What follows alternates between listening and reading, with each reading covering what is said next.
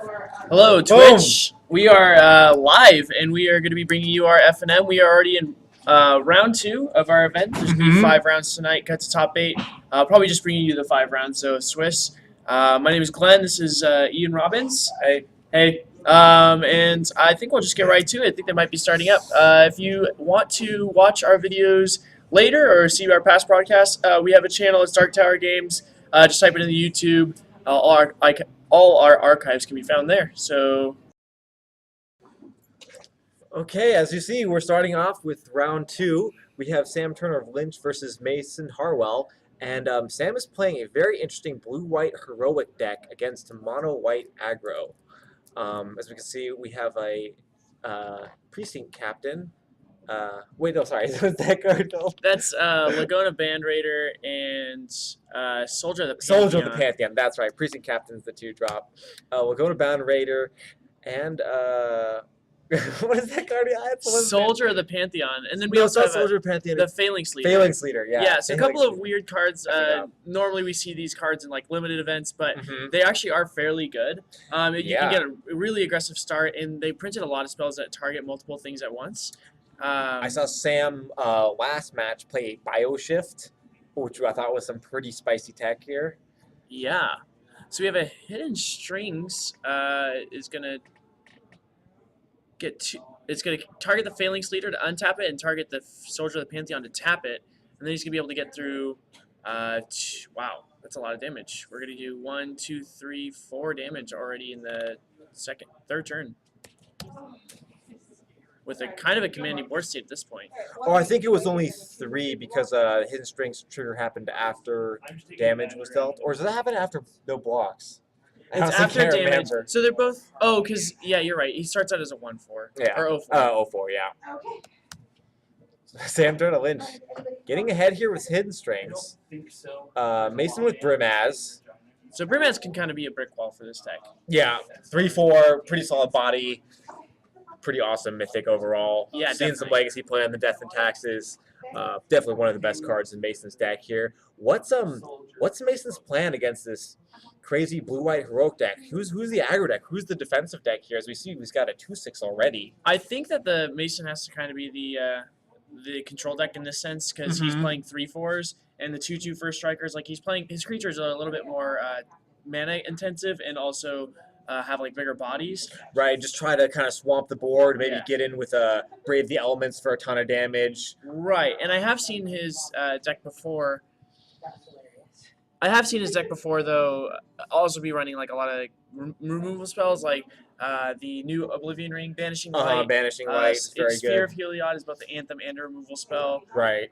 So those could be very good. As you can see here, Sam Turner-Lynch getting in with the Elder, God's Willing, giving it protection from white. Hidden Strings again. That Elder is now a 5/9. So we have a Fabled Hero from Mason's side. Pretty impressive for 2 mana by Sam. 5/9. 5/9. No, definitely. 5/9. Only dedicating 2 cards to the board at that point too. And now we have Hidden Strings tapping down the Brimaz, tapping down the hero, and I believe we're going to see an alpha from Sam Turner-Lynch here. Looks like that captain's a 4/4, the Elder is a 5/9, and then he's got, is that a Fabled Hero in the background? Yeah, we do have a Fabled Hero, which got... Oh, is that are you saying on Sam's side? Mm-hmm.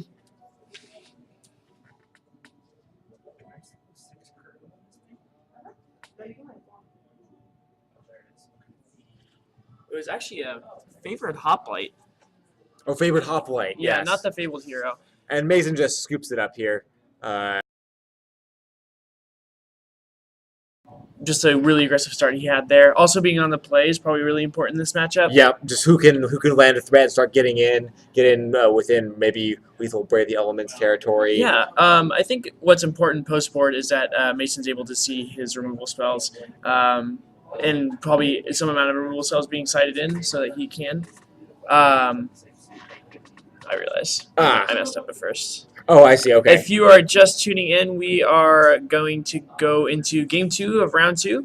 It looks like Mason was not able to defend against the Laguna Band Rider. I think it's called Band Elder. Band Rider. Elder. I'm not sure. It was a 5-9 at the end of that game. 5-9, unblockable with God's willing. Yep. Unblockable with hidden strings. And we also had like a Phalanx leader that was a 4-4 and another favorite hoplite, which was a 3-3. Yeah, 3-4. Or 3-4. Yeah. Yeah. So Sam taking it down with the heroic deck here. Cards that Mason's going to sideboard in to possibly combat those insane tricks. More removal spells, do you think? I think he's playing a full set of Banishing Lights already. I might be mistaken on that, but if he's Banisher not, Priest? Banisher Priest would also be Perhaps? very good. Maybe already in his main 60, but definitely a card that could be cited in here. I can't think of anything. What much about a card past like that. Celestial Flare? Do you think he's possibly running those in his board? And if so, do you think he would board him in this matchup? I don't think that that his deck, even though it's aggressive, like it's supposed to be the control deck here. I think he still wants to be aggressive, so he wants to be playing cards that on his own turn, and maybe just leaving up like God's Willing. So I think Banisher Priest is definitely a better answer than Play the proactive cards, not the reactive cards. So Celestial Flare can be kind of bad too, because if Sam Turner-Lynch is expecting it, then he could just swing with two guys and just have his bigger guy get through still. Right. With the hidden strings. Yeah. Or Aqua's Form or something, like it could still be unblockable, and he could just sacrifice the 1/1. All right, well, let's go back to our game and see if these Mason with the play in this game, he's going to be able to hopefully get aggressive, beat down, get the Brimaz out, brave the elements, and just kind of run Sam over. However, Sam does have those 0/4s, which block his 3/1s and his 2/1s pretty well. Yeah, no, definitely, and that's kind of like probably one of the more powerful heroic cards that has come out in these most recent sets, is because it's both a defensive card, and then if you do want to heroic it can get fairly big. We saw it as a 5/9 that last game. Absolutely, and not only have we seen Bioshift, we've seen Hidden Strings, and we've seen God's Willing, but I also know that Sam is running the Johnny's Presence. Johnny's Presence can be really insane, kind of like a card that you want to play as a mana sink, because the deck doesn't really get the opportunity to get to multiple lands, but it's good as a 1-drop, and it's also good when you can strive for maybe one other creature for 4 mana. Save a guy, maybe 2, heroic him up. Yeah. Indestructible is pretty good. Indestructible is pretty good. Probably better against the control decks. Absolutely, like against Supreme Verdict. Yeah. Saving your 2 big guys. But also still good if if Mason blocks what he thinks is going to be favorable, and then he does it and saves his own guy, and then his other guy dies. Absolutely.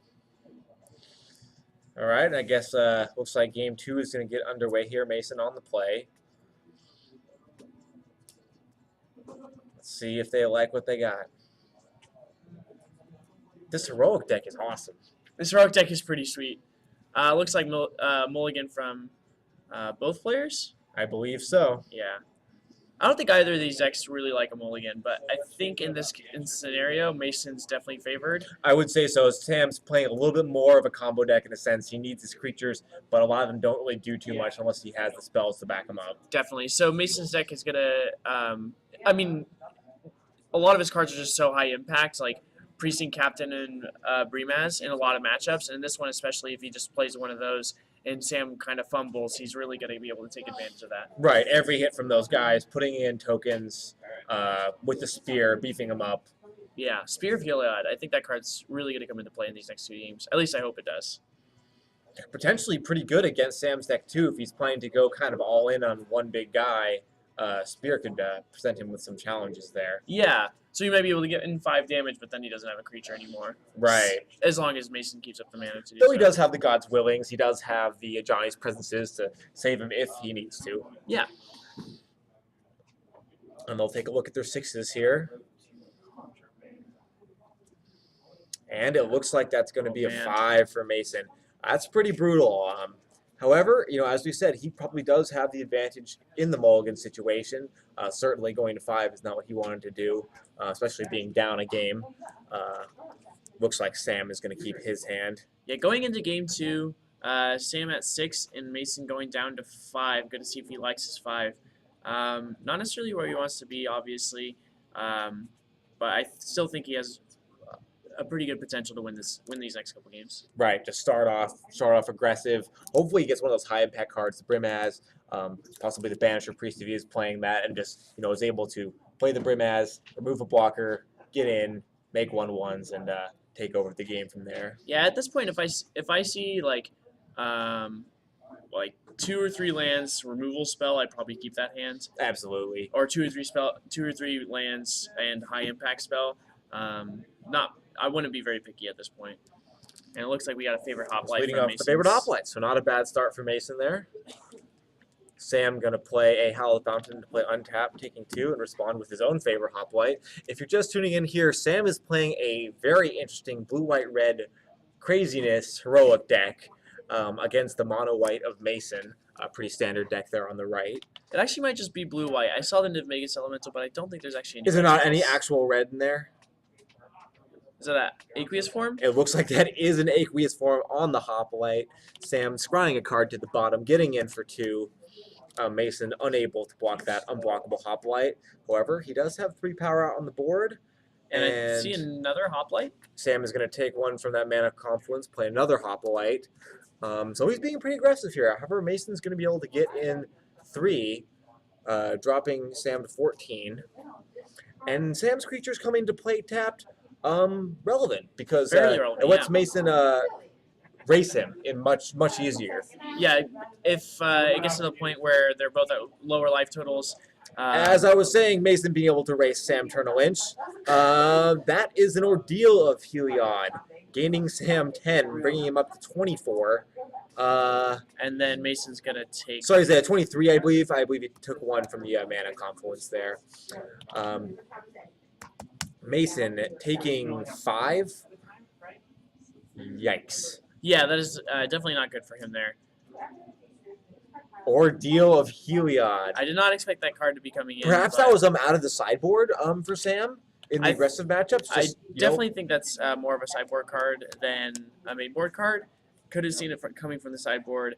In this matchup, it just seems insane when most of your guys already are getting counters, and then you're able to use that to your advantage and gain 10 life, and also get a counter from a heroic. And we've got a Hidden Strengths from Sam coming down on the favorite hoplite,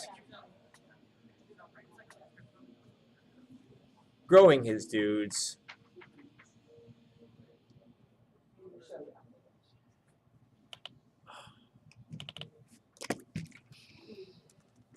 Oh, sorry guys, this is not Legacy. This is FNM. We forgot to change the backdrop. And there is Banisher Priest from Mason. That's a card you did expect either out of the main deck possibly or probably out of the sideboard here. Taking care of that favorite hoplite. That thing was getting a little bit out of hand. It was the Banisher Priest that take care of that favorite hoplite there? Yeah, Banisher Priest. And Sam trying to figure out what to do here. Playing out the Niv Magus Elemental. Growing it with an aqueous form. Taking 1, bringing him down to 21.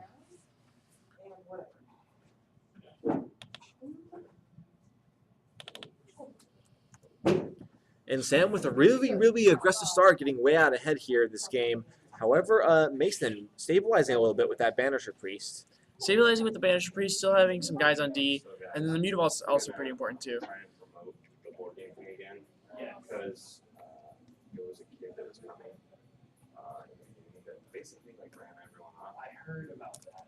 Yeah, so hopefully we can. Mason in the think tank here, trying to figure out what his next. How does he get past this 3/4 Niv Magus Elemental and 2/3 favorite hoplite?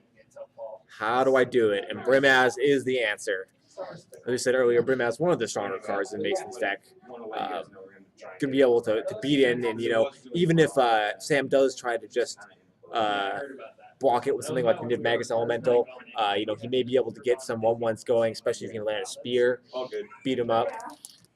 Hopefully, that Brimaz is going to be able to get through that wall, but Sam right now holding him off with the gang of blockers. I don't necessarily think that. So Hidden Strings here is able to get Niv Magus Elemental counters, because he can just exile the spell, and then he also gets counters on all his other guys. Right, So targeting the really good Phalanx Leader, pumping up the team. And Phalanx Leader, not a card we have seen in Constructed very much yet. This deck, it seems to be doing quite a lot of work. Yes, definitely. Phalanx Leader is a very good card in this deck, being able to put counters on all your guys. Sam down to 20 from that Mana Confluence. You take 4, 5. And Mason with another land, he's thinking, how does he deal with these giant, ever-growing monsters by Sam? Yeah, I think we need to see a removal spell here because we do see an aqueous form on the Niv Magus Elemental. and there it is. It is. I believe that is Banishing Light. It's off our screen a little bit, but I believe that was a Banishing Light from Mason, taking care of that unblockable Niv Magus Elemental, keeping him alive. But he still has no attacks, as that Brimaz would simply get eaten by that Favored Hoplite. Yeah, Favored Hoplite is big enough to block and kill both the Brimaz and the token. But I still don't think Sam wants to take that trade. I think he's just going to wait for another aqueous form, another Ordeal of Heliod, something to target, and also like kind of make it so that his race is guaranteed. Absolutely. And Mason, I feel like he's just got to stall here, draw into his good cards, draw into his removal, especially something like the Spear of Heliod, another Banisher Priest, something so he can actually start turning the tide in this game and coming back. Because right now, Sam's creatures are just too big. Sam drawing a card for turn. The Brimaz might have even been enough if the Hoplite wasn't there, because he would be able to get tokens to be on defense, because it has Vigilance, so he could just swing, Right. just get the 1 damage in or the 3 damage in, and then the next turn just on Sam's turn just block and also get a token. But that Favored Hoplite, just a little bit too big for the Brimaz. Sam just passing the turn over to Mason. Mason thinking, how does he get out of this situation?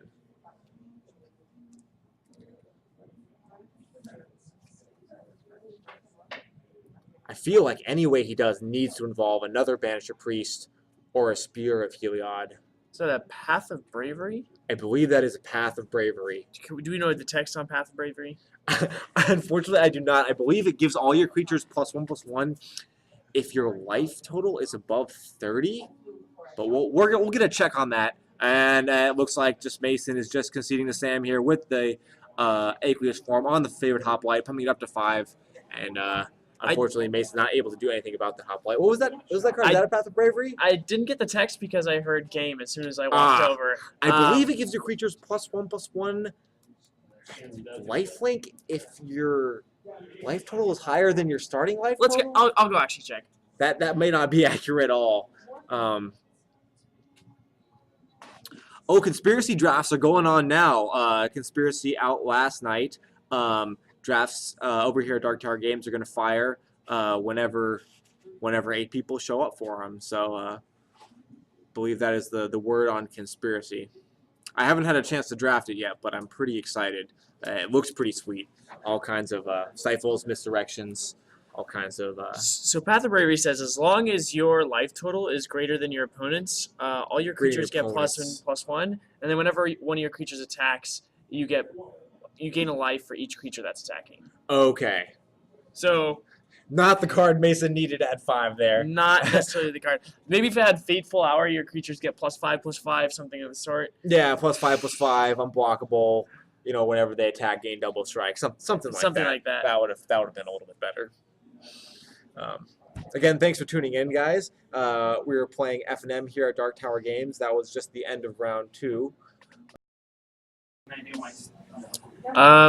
The heroic deck defeating Mono White in relatively easy fashion. I don't feel like Sam was ever in remotely any trouble in that match. Yeah. We did see a mold of 5 in that second game, which obviously, you know, mold of 5 is not going to put up too much fight, though. Sam mold of 6. Yeah, and Mason did put up a fight. He did have 2 removal spells, but I think that just the amount of value he already got from his hidden strings on his Phalanx Leader, making all his guys bigger rather than just putting it on one. like sometimes when you see the heroic decks, they just put on one guy, they get like 5 counters on him, and then he gets removed, and then you're sitting with like nothing left on the field. So Yeah, and that Hoplite just being a 4/5 against the Brimaz, right. wasn't able to get any value off of it whatsoever. Essentially shutting down all of Mono White's offense. Yeah, so just having a 5/5 against that deck's pretty good. Apparently having a 5/5 against Mono White deck's pretty good. And yeah, he just never being able. I don't think realistically he could ever really swing against Mason or against Sam when he's at such a low life total and Right. Sam's at 20. Sam's got God's Willing, Apius Form, lots of ways to get unblockable, lots Right. of ways to get evasion, just pump his dudes up real quick. Just let you guys know.